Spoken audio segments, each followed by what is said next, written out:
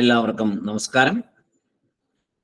കോട്ടയം തിരുനക്കര തൃക്കൈക്കാട്ട് സ്വാമിയാർ മഠം ശ്രീരാമ ഹനുമത് ദേവസ്ഥാനത്തെ ശ്രീശങ്കര ആർഷ വിദ്യാപീഠത്തിലെ കുട്ടികൾ അവതരിപ്പിക്കുന്ന ശ്രീമദ് ഭഗവത്ഗീത സമ്പൂർണ്ണ പാരായണ പ്രഭാഷണ പരമ്പരയിൽ 27ാം ദിവസമായ ഇന്ന് ധ്യാന ശ്ലോകം ചൊല്ലുന്നത് ധൃതിമോൾ ആണ്. ധൃതിമോൾ കഴിഞ്ഞ ദിവസങ്ങളിൽ അവതരിപ്പിച്ചതാണ് ശ്ലോകപാരായണമൊക്കെ. ഇനിയിപ്പോ ധ്യാന ശ്ലോകം ധൃതിമോള് അവതരിപ്പിക്കും. അതിനായി ധൃതിമോളെ ക്ഷണിക്കുന്നു, ഏറ്റവും സ്നേഹത്തോടുകൂടി ക്ഷണിക്കുന്നു.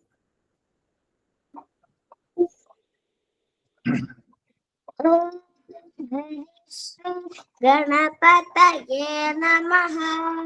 ഗുരു ബ്രഹ്മ ഗുരു വിഷ്ണു ഗുരുദേവോ മഹേശ്വര ഗുരു സാക്ഷാത് പരബ്രഹ്മ തസ്മൈ ശ്രീ ഗുരവേ നമഃ. സദാശിവ സമാരംഭാം ശങ്കരാചാര്യ മധ്യമാം അസ്മദാചാര്യ പര്യന്താം വന്ദേ ഗുരു പരമ്പരാം. ഓം നമോ ഭഗവതേ വാസുദേവ ശ്രീകൃഷ്ണായ പരബ്രഹ്മണേ നമഃ. ഓം പാർത്ഥായ പ്രതിബോധിതാം ഭഗവതാ നാരായണേന സ്വയം വ്യാസേന ഗ്രഥിതാം പുരാണമുനിനാ മധ്യേ മഹാഭാരതം അദ്വൈതാമൃതവർഷിണീ ഭഗവതി അഷ്ടാദശാധ്യായിനി അംബ ത്വാമനുസന്തതാമി ഭഗവദ്ഗീതേ ഭവദ്വേഷിണി. നമോസ്തുതേ വ്യാസ വിശാല ബുദ്ധേ പുല്ലാരവിന്ദായ തപത്ര നേത്ര യേന ത്വയാ ഭാരത തൈല പൂർണഃ പ്രജ്വാലിതോ ജ്ഞാനമയ പ്രദീപഃ പ്രപന്ന പാരിജാതായ സ്തോത്രവേത്രൈകപാണയേ ജ്ഞാനമുദ്രായ കൃഷ്ണായ ഗീതാമൃതദുഹേ നമഃ. സർവോപനിഷദോ ഗാവോ ദോക്താ ഗോപാലനന്ദന പാർത്ഥോ വത്സ സുധീർഗോപ്ത ദുക്തം ഗീതാമൃതം മഹത്. വസുദേവസുതം ദേവം കംസചാണൂരമർദ്ദനം ദേവകീ പരമാനന്ദം കൃഷ്ണം വന്ദേ ജഗദ്ഗുരും. ഭീഷ്മ ദ്രോണതടാ ജയദ്രഥജലഃ ഗാന്ധാര നീലോബലാ ശല്യഗ്രാഹവതി കൃപേണ വഹനി കർണേന വേലാകുല അശ്വത്ഥാമ വികർണ ഘോരമകര ദുര്യോധനാവർത്തിനി സോതീർണ ഖലു പാണ്ഡവൈരണനദി കൈവർത്തക കേശവ പാരാശര്യവജസരോജമമലം ഗീതാർത്ഥകേന്ദോർക്കടം നാനാഖ്യാനകേസരം ഹരികഥാ സംബോധനാബോധിതം. ലോകേ സജ്ജന ഷട്പദൈരഹരഃ പേപീയമാനം നുദാ ഭൂയാത് ഭാരത പങ്കജം കാര്യമലപ്രത്വംസിന ശ്രേയസേ. മൂകം കരോതി വാചാലം പങ്കും ലംഘയത്തെ ഗിരിം യത്കൃപാതമഹം വന്ദേ പരമാനന്ദമാധവം. യം ബ്രഹ്മാ വരുണേന്ദ്ര രുദ്രമരുതഃ സ്തുന്വന്തി ദിവ്യൈസ്തവൈ വേദൈസ്താംഗപദക്രമോപനിഷദൈ ഗായന്തി യം സാമഗാ. ധ്യാനാവസ്ഥിതഗച്ഛമേന മനസാ പശ്യന്തി യം യോഗിനോ യസ്യാനന്ന വിദുസുരാസുരഗണ देवाय तस्मै नमः देवाय तस्मै नमः देवाय तस्मै नमः ॐ पूर्णमदः पूर्णमिदं पूर्णात् पूर्णमुदच्यते पूर्णस्य पूर्णमादाय पूर्णमेवावशिष्यते ॐ शान्ति शान्ति शान्तिः ഭീഷ്മദ്രോണതടാം ചൊല്ലിക്ക്. ഭീഷ്മദ്രോണതടാ ജയദ്രഥജല നേരത്തെ ജലഹ എന്ന് പറഞ്ഞു. അതുകൊണ്ടാണ് ഞാൻ പറഞ്ഞത് കേട്ടോ. ശ്രദ്ധിക്കണേ, നന്നായിട്ട് ചൊല്ലുന്നുണ്ട് കേട്ടോ. അപ്പൊ ഇങ്ങനത്തെ ചെറിയ മിസ്റ്റേക്ക് പോലും ഇനി വരരുത്. മിടുക്കിയായി കഴിഞ്ഞു, നല്ല സൂപ്പർ മിടുക്കിയ. അപ്പൊ ഇനി ഒരു തെറ്റും വരരുത്. വളരെ നന്നായിരുന്നു. അപ്പൊ ധ്യാന ശ്ലോകം ചൊല്ലി, വേറെ ശ്ലോകങ്ങൾ ഒരു ദിവസം ചൊല്ലി, ഇനി ഒരു ദിവസം പ്രഭാഷണം കൂടി ഉണ്ട് അല്ലേ? ഭഗവാൻ അനുഗ്രഹിക്കട്ടെ. കുഞ്ഞിന്റെ കൂടെ ഭഗവാൻ ശ്രീകൃഷ്ണൻ എപ്പോഴും ഉണ്ടായിരിക്കും കേട്ടോ. അടുത്തതായി പാരായണമാണ്. ഇന്ന് ഏറ്റവും പ്രധാനപ്പെട്ട 12ാം അധ്യായമാണ് ഭക്തിയോഗം. വളരെ പ്രധാനപ്പെട്ട ഒരു ദിവസം. മറ്റുള്ളത് അപ്രധാനം എന്നല്ല, എന്നാലും ചിലതിന് മഹത്വം കൂടുതലുണ്ടല്ലോ. ഭക്തിയോഗം സാധാരണ ആൾക്കാരുടെ ഇടയിൽ വളരെ വിശേഷമായി പറയപ്പെടുന്നു. അപ്പോ അങ്ങനെ ഒരു നല്ലൊരു ദിവസം നമുക്കിന്ന് കിട്ടിയിരിക്കുന്നു. ഇന്ന് ആ ഭക്തിയോഗം 12ാം അധ്യായത്തിലെ 1 മുതൽ 20 വരെയുള്ള ശ്ലോകങ്ങൾ പാരായണം ചെയ്യുന്നത് കൃഷ്ണ ആർ അയ്യർ. നമ്മുടെ ഗ്രൂപ്പിലെ ഏറ്റവും ചെറിയ കുട്ടിയാണ്, മിടുമിടുക്കിയാണ്, എല്ലാ കാര്യത്തിലും മുൻപിൽ നിൽക്കുന്ന ഒരു കുട്ടിയാണ്. ഞങ്ങളുടെ സായി ബാലവികാസിലെ ഏറ്റവും മിടുക്കിയായ ഒരു കുട്ടിയാണ്.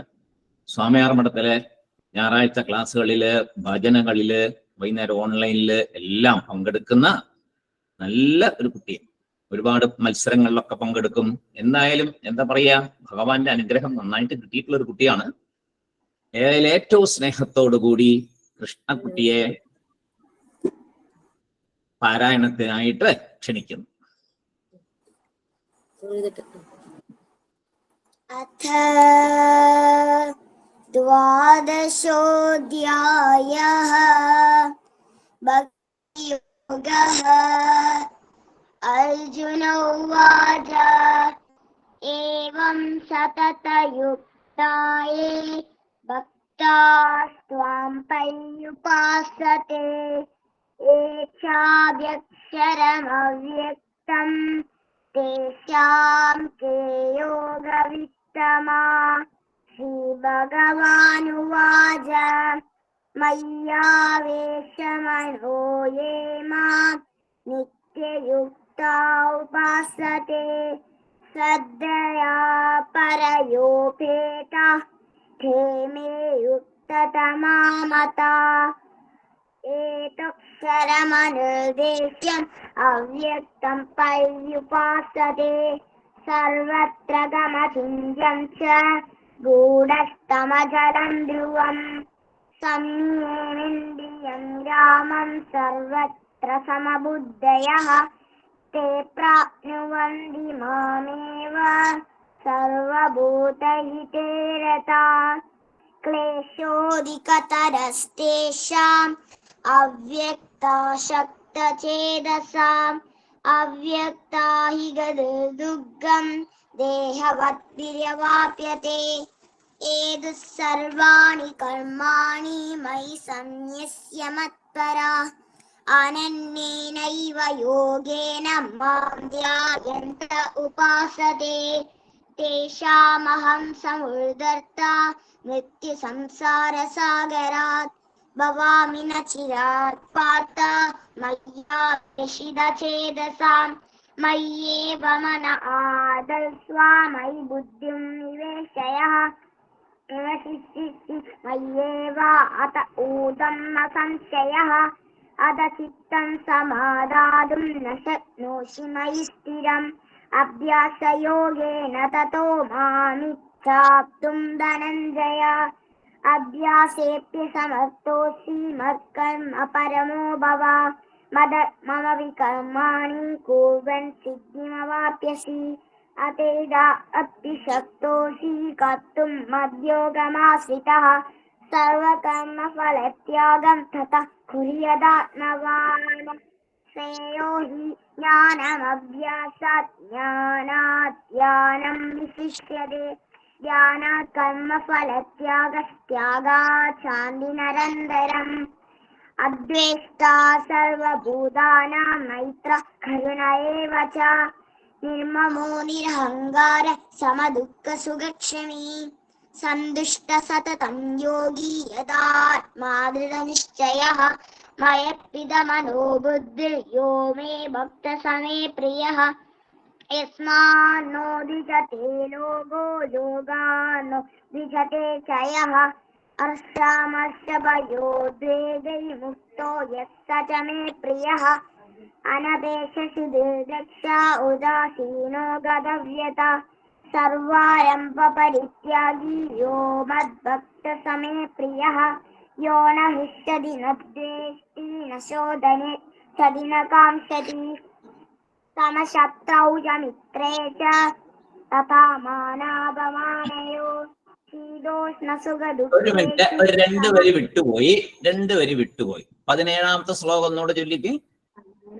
यो न हृष्यति न द्वेष्टि न शोचति न काङ्क्षति शुभाशुभपरित्यागी भक्तिमान् यः स मे प्रियः समशत्रौ च मित्रे च तथा मानापमानयो शीतोष्णसुखदुःखेषु समसङ्गविवर्जिता तुल्यनिन्दास्तुतिर्मौनी सन्तुष्टो येन केनचित् अनिकेतस्थिरमतिर्भक्तिमान् मे प्रियो नरः एतु धर्मामृतमृतं यदोक्तं पर्युपासते श्रद्धानामत्परमा भक्तास्तेतीव मे प्रियाः ॐ तत्सदिति श्रीभगवद्गीतासु उपनिषत्सु ब्रह्मविद्यायां योगशास्त्रे श्रीकृष्णार्जुनसंवादे भक्तियोगो नाम 12ोऽध्यायः ഭക്തിയോഗോ നാമ, നമയല്ല നാമ, എന്നൂടെ പറഞ്ഞേ. ഭക്തിയോഗോ നാമ 12ോऽധ്യായം. ഓക്കെ, നന്നായിട്ട് ചൊല്ലി കേട്ടോ. മിടുക്കി കുട്ടിയാണ്. വളരെ നന്നായിരുന്നു, സൂപ്പറായിട്ട് ചൊല്ലി. ഭഗവാന്റെ അനുഗ്രഹം എപ്പോഴും കുഞ്ഞിന്റെ കൂടെ ഉണ്ടായിരിക്കട്ടെ. ഭഗവാൻ കൃഷ്ണൻ വീട്ടിൽ എപ്പോഴും ഉണ്ടാവും. കേട്ടോ, ഇടയ്ക്കിടയ്ക്ക് ഇതിലെ കുറെ ശ്ലോകങ്ങളൊക്കെ ചൊല്ലണം. കേട്ടോ, ഇത് ഇപ്പൊ പഠിച്ച് അങ്ങനെ അങ്ങോട്ട് പോയാൽ പോരാ. എന്നും ഇതിൽ 2-3 ശ്ലോകമൊക്കെ പാരായണം ചെയ്യുന്ന ഒരു പ്രാക്ടീസ് വരണം കേട്ടോ. ശരി, അടുത്തതായി നമുക്ക് ഈ ഭക്തിയോഗത്തിന്റെ ഒരു ചെറിയ ഭക്തിയോഗം എത്ര പറഞ്ഞാലും വലിയ വലിയ ആൾക്കാർ പോലും പ്രഭാഷണം ചെയ്യാൻ ബുദ്ധിമുട്ടുള്ള ഒരു ഭാഗമാണ്. കാരണം ഒരുപാട് പറയാനുണ്ട്. നമുക്ക് ചെറുതായിട്ട് ഒരു വിവരണം. അക്ഷര ആണ് ഇന്ന് ചെയ്യുന്നത്. ഏറ്റവും സ്നേഹത്തോടു കൂടി ഞങ്ങളുടെ സ്വാമിയാർമഠത്തിന്റെ അഭിമാനമായ അക്ഷരയെ ആ പ്രഭാഷണം അവതരിപ്പിക്കാനായിട്ട് ക്ഷണിക്കുന്നു. എല്ലാവർക്കും നമസ്കാരം.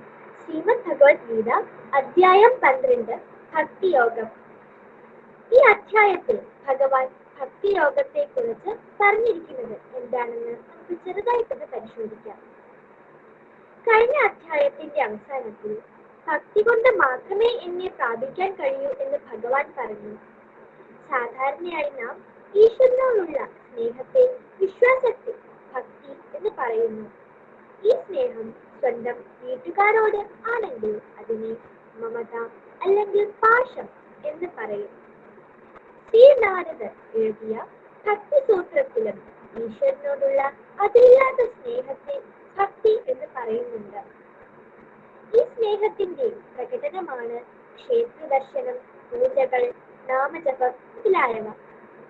ഈ പ്രവർത്തികൾ കൊണ്ട് ഈശ്വര വിശ്വാസം മെല്ലെ മെല്ലെ കൂടുകയും ചെയ്യാറുണ്ട്. ഫാൻ ഉണ്ടെങ്കിൽ ഫാൻ ഓഫ് ചെയ്ത് ഒരു ഇരപ്പുണ്ടോ?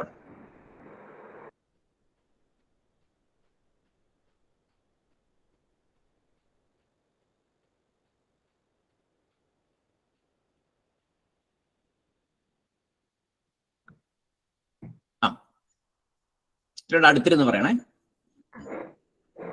ഈ സ്നേഹത്തിന്റെ പ്രകടനമാണ് ക്ഷേത്ര ദർശനം, പൂജകൾ, നാമജപം മുതലായവ. ഈ പ്രവൃത്തികൾ കൊണ്ട് ഈശ്വര വിശ്വാസം മെല്ലെ മെല്ലെ കൂടുകയും ചെയ്യാറുണ്ട്. യഥാർത്ഥ ഭക്തർ എങ്ങനെയും ഈ ആരാധനകൾക്ക് സമയം കണ്ടെത്താറുമുണ്ട്. ഭഗവത്ഗീതയിൽ ഈ സ്നേഹം അല്ലെങ്കിൽ വിശ്വാസം എന്ന വികാരം മാത്രമല്ല, ഭക്തി എന്നതിന് വേറെ പല അർത്ഥങ്ങളും ഉണ്ട് എന്ന് ഭഗവാൻ പറയുന്നു. ആത്മീയ ജീവിതത്തിൽ ഭക്ഷണ നിയന്ത്രണ വ്രതങ്ങൾ, മൗനവ്രതം, തീർത്ഥയാത്രകൾ, ധ്യാനം, സത്യം മാത്രം പറയൽ, അഹിംസയെ പിന്തുടരൽ തുടങ്ങിയ വാല്യൂസ് നമ്മൾ പാലിക്കാറുമുണ്ട്. ഇതെല്ലാം ഇന്ദ്രിയ മനോനിയന്ത്രണത്തിന് വേണ്ടിയാണ് ചെയ്യുന്നത്. വേറെ ഒരു വലിയ ആരാധനയാണ് തപസ്. ഈ തപസ് എല്ലാ സാധനകളെയും ഉൾക്കൊള്ളുന്നു. ഏത് സാധനയെയും ആ തരത്തിൽ തപസ് ചെയ്യുന്നു എന്ന് പറയാം. അതുപോലെ ഗീതയിൽ ഭഗവാൻ ഏത് സാധന ചെയ്യുന്നവനായാലും അവനെ ഭക്തൻ എന്ന് തന്നെ വിളിക്കുന്നു. സാധനയുടെ എല്ലാ പടികളിലും അയാളെ ഭക്തൻ എന്ന് തന്നെയാണ് ഭഗവാൻ പറയുന്നത്. ആദ്യം നാം മനസ്സിലാക്കിയ സാധന, ഭക്തി എന്ന പദത്തിന് വേറെ പല അർത്ഥങ്ങളും ഉണ്ട്. ഇത് രണ്ടും തമ്മിൽ വ്യത്യാസവുമുണ്ട്. ഇത് തന്നെ ഭഗവാൻ 7-ാം അധ്യായത്തിൽ പറയുന്നു. ആർത്തൻ, ജിജ്ഞാസു, ജ്ഞാനി, അർത്ഥാർത്ഥൻ എല്ലാവരും ഭക്തർ എന്ന് തന്നെ പറയുന്നു. കർമ്മയോഗം കൊണ്ട് വൈരാഗ്യം, വിവേകം, മുമുക്ഷുത്വം ഇവ ലഭിച്ചു രാഗദ്വേഷം പോയി ചിത്തശുദ്ധി വരും. പിന്നെ ഉത്തരവാദിത്വം കുറച്ചു കുറച്ചു കൊണ്ടുവന്ന് ധ്യാനം എന്ന സാധന തുടങ്ങണം. ഇതിനെയാണ് ഉപാസന എന്ന് പറയുന്നത്. ഇങ്ങനെ ഈ ഉപാസനകൾ കൊണ്ട് മനസ്സ് ഏകാഗ്രമാകും. അടുത്ത പടി ശാസ്ത്രശ്രവണം, മനനം, നിധിധ്യാസനം വഴി ജ്ഞാനയോഗം, അതിലേക്കെത്തൽ. കർമ്മയോഗം ഭക്തിയും കർമ്മയോഗി ഭക്തനുമാണ്. ഉപാസന ഭക്തിയും ഉപാസകൻ ഭക്തനുമാണ്. ശാസ്ത്രശ്രവണൻ ഭക്തിയും ശാസ്ത്രം പഠിക്കുന്നവൻ ഭക്തനുമാണ്. ഈ 3 പടികൾ, അതായത് കർമ്മയോഗം, ഉപാസന, ശാസ്ത്രശ്രവണം, ഈ 3 പടികളും കടന്നവർ സിദ്ധൻ, സ്ഥിതപ്രജ്ഞൻ, അയാളും ഭക്തനാണ്. ഇവിടെ ഭഗവത്ഗീതയിൽ ഭഗവാൻ ഭക്തരെ 2ആയി തിരിക്കുന്നു. സിദ്ധർ അഥവാ സ്ഥിതപ്രജ്ഞർ, അല്ലെങ്കിൽ ആത്മജ്ഞാനം വന്നവർ. ഈശ്വരനെ എല്ലാ ഗുണങ്ങൾക്കും അതീതനായും സർവത്ര നിറഞ്ഞു നിൽക്കുന്ന അരൂപിയായ ചൈതന്യമായി കാണുന്നവരും. ഈശ്വരന് ഇവർ പ്രത്യേക രൂപമോ നാമമോ കൊടുക്കുന്നില്ല. ഇതിനെ നിർഗുണ ബ്രഹ്മം എന്ന് പറയുന്നു. ഇവർ നിർഗുണ ബ്രഹ്മത്തെയാണ് ധ്യാനിക്കുന്നത്. ഈ പടിക്ക് മുമ്പ് മറ്റു 3 പടിക്കാർ നിർഗുണ ബ്രഹ്മം എന്ന ഈശ്വരാവസ്ഥയെ മനസ്സിലാക്കുവാനുള്ള അറിവോ മനഃശുദ്ധിയോ ഏകാഗ്രതയോ മുഴുവനായി ഇല്ലാത്തവരാണ്. അതിനാൽ ഇവർ ഈശ്വരനെ സഗുണ ബ്രഹ്മമായി കാണുന്നു. അതായത് പേരുണ്ട്, രൂപമുണ്ട്, അങ്ങനെയുള്ള സഗുണമായിട്ടുള്ള ഈശ്വരൻ. ഇവരെ ഭഗവാൻ 4 വിഭാഗമായി തിരിക്കുന്നുണ്ട്. ആരെ? സഗുണ ബ്രഹ്മത്തെ ആരാധിക്കുന്നവരെ. അങ്ങനെ 5 പടികളായി തിരിക്കുന്നു. അതാണ് ഭക്തിയോഗത്തിൽ ഭഗവാൻ ചെയ്യുന്നത്. അതായത് നിർഗുണ ബ്രഹ്മത്തെ ഉപാസിക്കുന്ന ഒരു കൂട്ടരും സഗുണ ബ്രഹ്മത്തെ ഉപാസിക്കുന്ന 4 തരത്തിലുള്ള ആൾക്കാരും. അങ്ങനെ 5 തരത്തിലുള്ള ഭക്തർ. ശ്ലോകം 1 മുതൽ 13 വരെ സഗുണ ബ്രഹ്മ ഭക്തരുടെ കാര്യങ്ങൾ ഭഗവാൻ പറയുന്നു. 14-ാം ശ്ലോകം മുതൽ 20-ാം ശ്ലോകം വരെ നിർഗുണ ബ്രഹ്മ സ്ഥിതപ്രജ്ഞരുടെ കാര്യവും ഭഗവാൻ പറയുന്നു. ആദ്യമായി വിശ്വരൂപ ദർശനത്തിൽ കണ്ട നാമരൂപങ്ങളെ ആരാധിക്കുന്ന ഭക്തരാണോ അതോ അരൂപിയായ ചൈതന്യത്തെ നിർഗുണ ബ്രഹ്മത്തെ ധ്യാനിക്കുന്ന ആൾക്കാരാണോ ശ്രേഷ്ഠൻ എന്ന് അർജുനൻ ചോദിക്കുന്നു. അതായത് സഗുണ ആരാധനയാണോ നിർഗുണ ധ്യാനമാണോ മികച്ചത് എന്നാണ് ചോദ്യം. സഗുണ ഉപാസകർ ഉയർന്നവർ തന്നെ. നിർഗുണ ബ്രഹ്മത്തെ ധ്യാനിക്കുന്നവർ എന്നെ പ്രാപിക്കുകയും ചെയ്യുന്നു എന്നാണ് ഭഗവാൻ ഉത്തരം പറയുന്നത്. ഇന്ദ്രിയങ്ങളെ നിയന്ത്രിച്ചവരും എല്ലാവരെയും സമമായി കാണുന്നവനും നാമരൂപമില്ലാത്ത ബ്രഹ്മചൈതന്യത്തെ ധ്യാനിക്കുന്നവനും എന്നെ പ്രാപിക്കുന്നു എന്ന് ഭഗവാൻ പറയുന്നു. നിർഗുണ ബ്രഹ്മ ഉപാസന വളരെ ബുദ്ധിമുട്ടേറിയതാണ്. അതിനാൽ ഭഗവാൻ സാധാരണ മനുഷ്യർക്ക് 5 പടികളായി താഴോട്ടായി പറഞ്ഞു തരുന്നു. ഇങ്ങനെ നിർഗുണ ബ്രഹ്മധ്യാനത്തെ പറഞ്ഞ ശേഷം ഭഗവാൻ അടുത്തതായി വിശ്വരൂപ ഭക്തി എന്നൊരു രീതിയിലാണ് പറയുന്നത്. അതായത് നിർഗുണ ബ്രഹ്മധ്യാനത്തിന് പറ്റാത്തവർ സകല പ്രപഞ്ചത്തെയും എന്റെ രൂപമായി കണ്ട് എല്ലാ കർമ്മങ്ങളും എന്നെ സമർപ്പിച്ച് ഏകാന്ത ഭക്തിയോടെ എന്നെ ധ്യാനിച്ചാൽ അവരെ ഞാൻ സംസാരത്തിൽ നിന്ന് കരകയറ്റും, മാത്രമല്ല അവർ എന്നിൽ വസിക്കുകയും ചെയ്യും എന്ന് ഭഗവാൻ പറയുന്നു. അടുത്തതായി പ്രപഞ്ചത്തിലെ എല്ലാത്തിനെയും അങ്ങനെ ഈശ്വര രൂപമായി കാണാൻ കഴിയാത്ത, രാഗദ്വേഷം പോകാത്തവർക്ക് ഒരു പ്രത്യേക നാമരൂപം, അതായത് ഒരു ഇഷ്ടദേവതാ ഭക്തിയെ, ഒരു ഇഷ്ടദേവതയെ എടുക്കാം.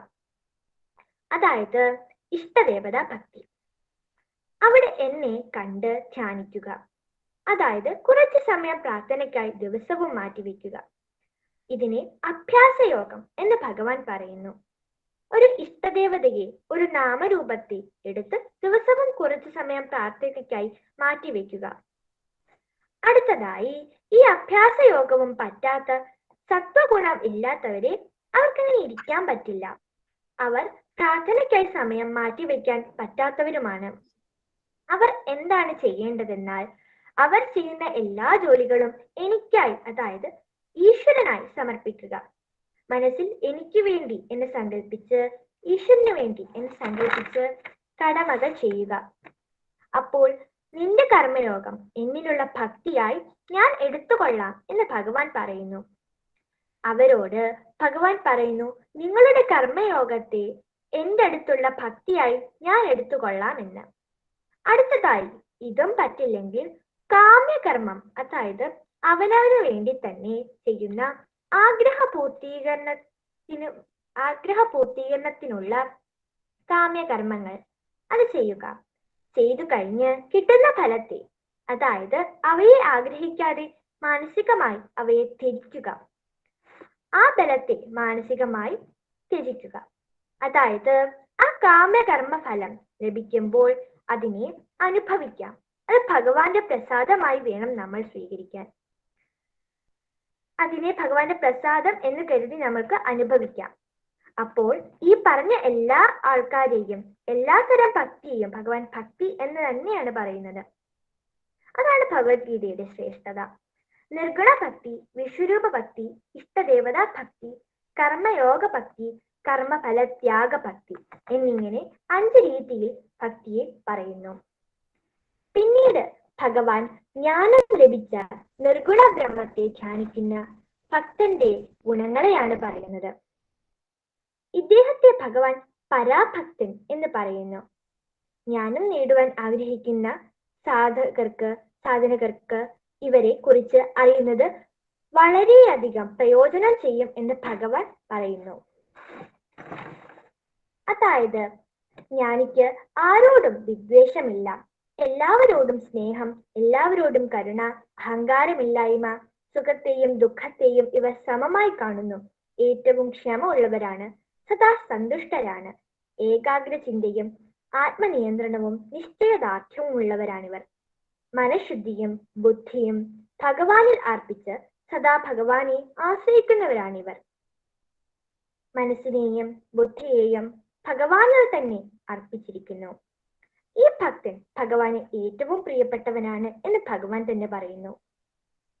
പിന്നെ പറയുന്നു, ആരെയും ഭയപ്പെടുത്താത്തവർ, സ്വയം ഭയപ്പെടുത്താത്തവരും വികാരങ്ങളിൽ നിന്ന് മുക്തനായി ഭക്തനും എനിക്ക് ഏറ്റവും പ്രിയപ്പെട്ടവന് എന്ന് തന്നെ ഭഗവാൻ പറയുന്നു.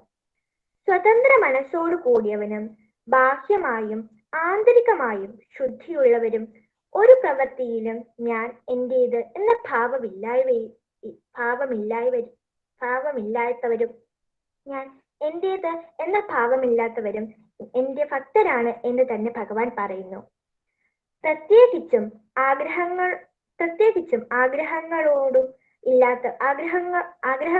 ഇല്ലാത്തവനും ധർമാധർമ്മ ചിന്ത വെടിഞ്ഞ് ആൾക്കാരും ആയ അവർ എന്റെ ഭക്തർ തന്നെ എന്ന് പറയുന്നു. അതായത് പ്രത്യേകിച്ച് ആഗ്രഹങ്ങളൊന്നും ഇല്ല, ധർമാധർമ്മ ചിന്തയും വെടിഞ്ഞവരാണ് അവർ. അതും ഭഗവാന് ഏറ്റവും പ്രിയപ്പെട്ടവരാണ് എന്ന് പറയുന്നു. ശത്രുവിനും മിത്രത്തിലും മാന അപമാനത്തിലും ശീതേഷ്ണത്തിലും നിന്നയിലും സ്തുതിയിലും ഇളകാത്ത മനസ്സോടു കൂടിയവൻ, മൗനിയായി ഇരിക്കുന്നവൻ, എങ്ങും സ്ഥിരതാമസമില്ലാത്തവൻ, അങ്ങനെയുള്ള ഭക്തൻ എനിക്ക് പ്രിയപ്പെട്ടവൻ തന്നെ എന്നും ഭഗവാൻ പറയുന്നു. ഈ പറഞ്ഞ ധർമാമൃതം ആയ എന്റെ ഉപദേശം, ഭഗവാൻ ഇതിന് ധർമാമൃതമായ ഉപദേശം എന്നാണ് പറയുന്നത്. ഈ പറഞ്ഞ ധർമാമൃതമായ എന്റെ ഉപദേശം ശ്രദ്ധിച്ച് ഞാൻ തന്നെ ആശ്രയം എന്ന് കരുതി പൂർണ്ണ വിശ്വാസത്തോടെ ഈ ധർമാമൃതം അനുഷ്ഠിക്കുന്നവരൊക്കെ എനിക്ക് ഏറ്റവും പ്രിയപ്പെട്ടവർ എന്ന് പറഞ്ഞാണ് ഭഗവാൻ ഈ അധ്യായം അവസാനിപ്പിക്കുന്നത്. എനിക്ക് ഇതുപോലെ ഒരു പ്രഭാഷണം നടത്താൻ അവസരം തന്നതിന് പരമേശ്വരൻ സാറിനും സ്വാമിയാർ മഠത്തിലെ എല്ലാ ഗുരുക്കന്മാർക്കും ഞാൻ നന്ദി അറിയിക്കുന്നു. നന്ദി, നമസ്കാരം. നന്നായിട്ട് വിശദമായിട്ട് പറഞ്ഞു കേട്ടോ മോളെ. പരീക്ഷയുടെ തിരക്കിനിടയ്ക്കും ഇതൊക്കെ ഒന്ന് നോക്കി ചെയ്യാൻ മോൾക്ക് സമയം കിട്ടി, സമയം കണ്ടെത്തി മോള്. അതാണ് ഏറ്റവും വലിയൊരു അനുഗ്രഹം. പ്രത്യേകിച്ചും ഈ ഭക്തിയോഗം ജീവിതത്തിൽ ഒരു പ്രാവശ്യമെങ്കിലും അതിൽ കൂടി ഒന്ന് കടന്നു പോകാൻ സാധിച്ചത് തന്നെ ഏറ്റവും വലിയ ഭാഗ്യം. ഈ ജീവിതത്തിൽ എന്താ പറയാ, നമുക്കൊരു ജന്മം കിട്ടുമ്പോൾ അതിൽ ഇങ്ങനെയുള്ള ചില ചെറിയ സമയങ്ങളെ നമുക്ക് ഭാഗ്യമായിട്ട് വരുള്ളൂ. ബാക്കിയൊക്കെ പല പല അനുഭവങ്ങളിൽ കൂടി കടന്നു പോകും. അപ്പോൾ അത് ഈശ്വരൻ വിചാരിക്കുമ്പോൾ മാത്രമേ അത് നടത്തുള്ളൂ. എന്തായാലും ഭഗവാൻ ശ്രീകൃഷ്ണൻ മോളുടെ കൂടെ ഉണ്ട് എന്നുള്ളത് ഉറപ്പാണ്. അപ്പൊ അനുഗ്രഹം തുടർന്നും ഉണ്ടാകട്ടെ. ഈ ഭക്തിയോഗത്തിലെ ഏതെങ്കിലും ശ്ലോകങ്ങള് എപ്പോഴും ഒന്ന് നാക്കല് വന്നുകൊണ്ടിരിക്കണം. അത് നമ്മൾ നനയ്ക്കുമ്പോഴേക്കും നാക്കില് ആ ശ്ലോകം വരണം. അങ്ങനെ മനസ്സിൽ എപ്പോഴും ഭഗവാൻ ഉണ്ടായിരിക്കണം. അതാണ് ഇപ്പൊ പറഞ്ഞു വന്നത്. ഭഗവാന് എല്ലാവരെയും ഇഷ്ടമാണ്, നമുക്കാണ് തരംതിരിവ്. ഈശ്വരന് ഒരു തരംതിരിവുമില്ല, എല്ലാവരും പോലെ അതുപോലെ ആകണം നമ്മളും എന്നാണ് ഇതിന്റെ ഉപദേശ സാരം. ഏതായാലും ഭഗവാന്റെ അനുഗ്രഹം ഉണ്ടാകട്ടെ. മോചേട്ടാ, സൈറാം സൈറാം സൈറാം സാറേ, ടീച്ചർ വന്നിട്ടുണ്ട്. ടീച്ചർ എന്നു പറയട്ടെ. പിന്നെ ടീച്ചർ ഇപ്പൊ പറയൂലോ.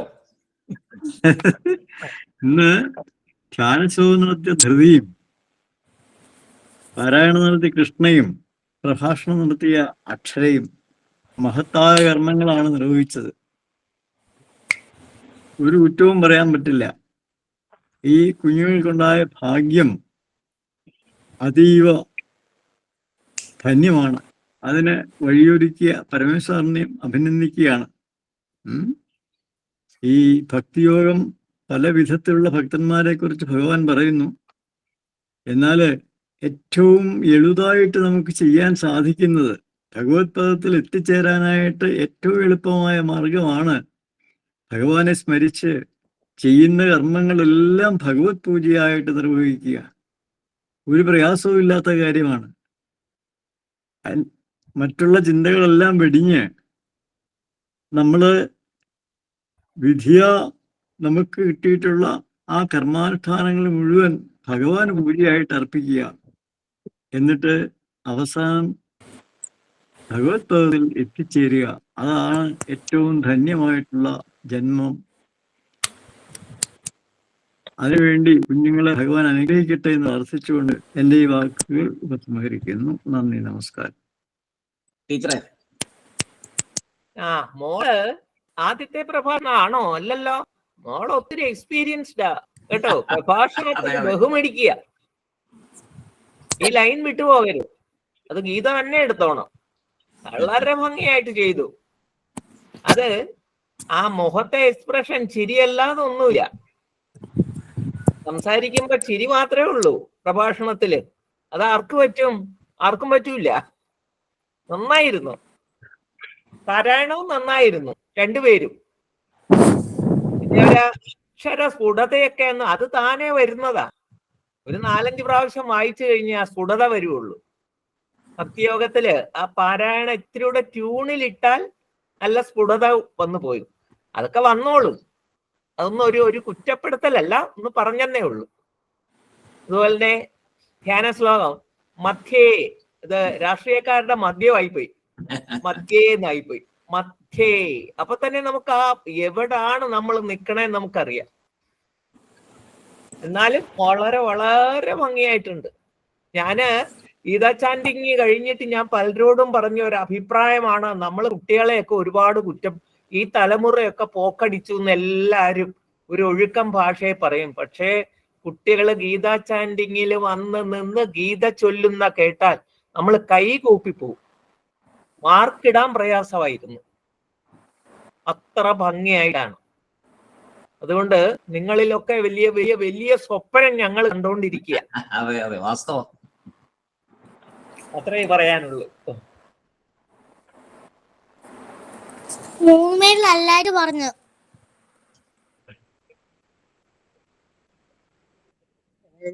എല്ലാരും നന്നായിട്ട് പറഞ്ഞു. എല്ലാവരും വളരെ ഭംഗിയായിട്ട് അവതരിപ്പിച്ചു.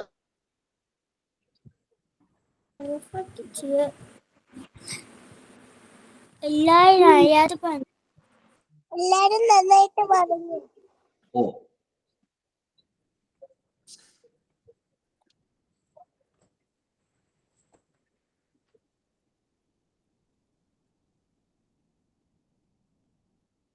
നാളത്തെ പ്രോഗ്രാം നോക്കാം.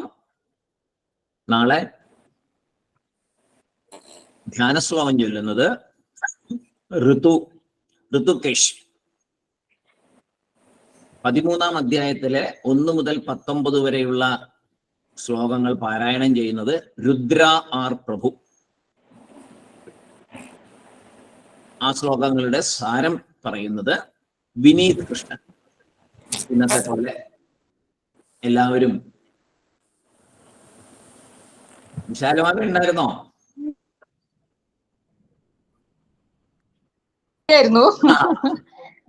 കുറച്ച് ഇടയ്ക്കൊന്ന് നെറ്റ് പോയി. അത് നന്നായിരുന്നു. ഒന്ന് പ്രഭാഷണം ഞാൻ നല്ലോണം കേട്ടായിരുന്നു. നന്നായിരുന്നു. അത് പാർവതി ടീച്ചർ പറഞ്ഞ പോലെ നമ്മളെ ഈ കുട്ടികളിലാണ് എല്ലാം നമ്മള് ഇപ്പൊ അവരാണ് നമ്മുടെ ഭാവി എന്നുള്ള ആ ചിന്തയിലാണ് നമ്മൾ ഇരിക്കുന്നത്. അത് വലിക്കട്ടെ എന്ന് പ്രാർത്ഥിക്കാം, അത്രേ ഉള്ളൂ. വളരെ നന്നായിരുന്നു. ഓക്കെ, എല്ലാവർക്കും ഓൾ ദി ബെസ്റ്റ് കേട്ടോ നമ്മളെ. എല്ലാവരും നാളെ നേരത്തെ കയറണം. ഇതുപോലെ ഇന്ന് വന്ന പോലെ തന്നെ എല്ലാവരും വരണം. എല്ലാ ദിവസവും എല്ലാവരും എല്ലാം കേൾക്കണം. എല്ലാവർക്കും സായിറാം. സായിറാം സാർ.